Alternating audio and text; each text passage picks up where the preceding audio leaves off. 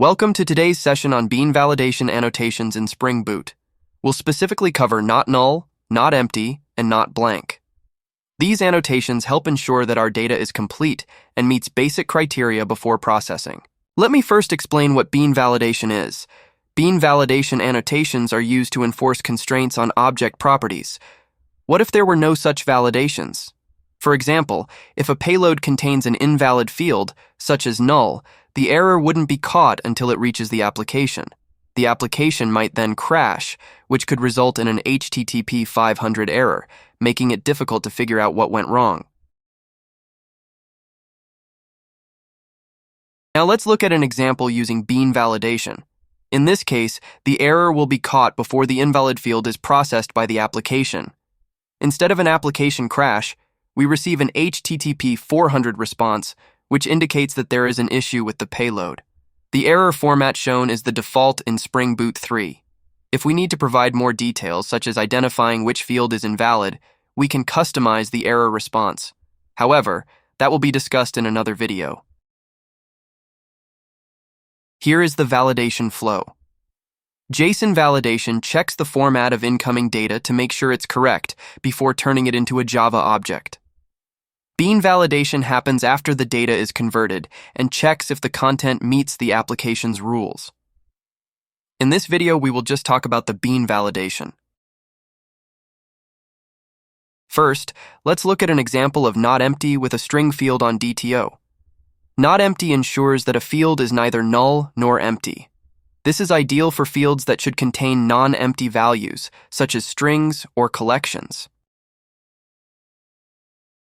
Let's use the candy jar metaphor to explain the not empty constraint in a string payload. Look at this jar. We see candy in it.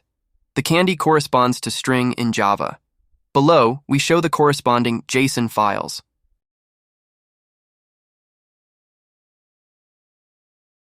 Now look at this jar. This is empty, therefore it is invalid. Below, we show the corresponding JSON files. Note that not empty catch null value as well.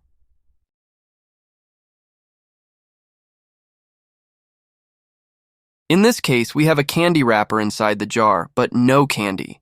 However, not empty allows this. The not empty annotation checks that the field is not empty, but it's okay if it only contains white space. A candy wrapper with no candy is treated as white space and is considered an element. But why would we want a candy jar with only a candy wrapper?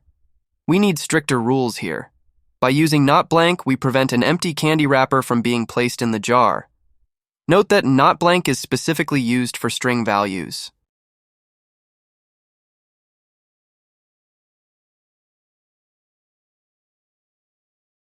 Not null ensures that a field is not null, meaning the jar must be present. However, it doesn't check if the jar contains candy or if it's empty. For example, if the jar is null, it's invalid, but if the jar is present but empty, it's still valid with not null. We now talk about collection or map fields validations. We use not empty or not null. Not blank that we were explaining is solely used for string. We use the list collection for the example.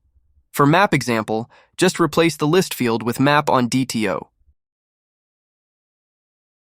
First up, we have not empty. It ensures that every candy at least has one candy and more. Note that the list containing an empty string is valid. If we want to further restrict the list element, we can add the annotation on the element itself before the list.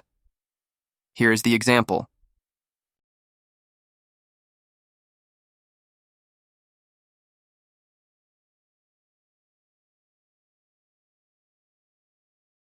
These are invalid cases for notempty.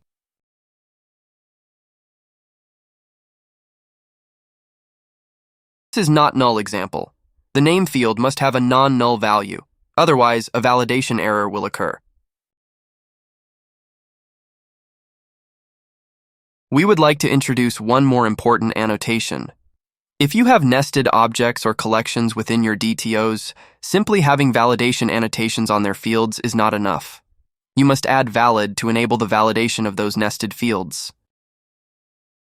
Here is an example. Note that the list contains Java objects called name as elements.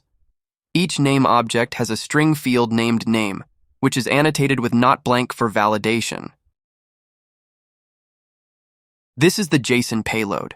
We have the empty name field, therefore we expect the non-blank validation to throw the invalid exception. However, it won't, and here comes your familiar HTTP 500 error friend. We have to add the valid annotation to the nested object, in our case, the items list. Thank you for watching our video. Please don't forget to subscribe us. See you soon.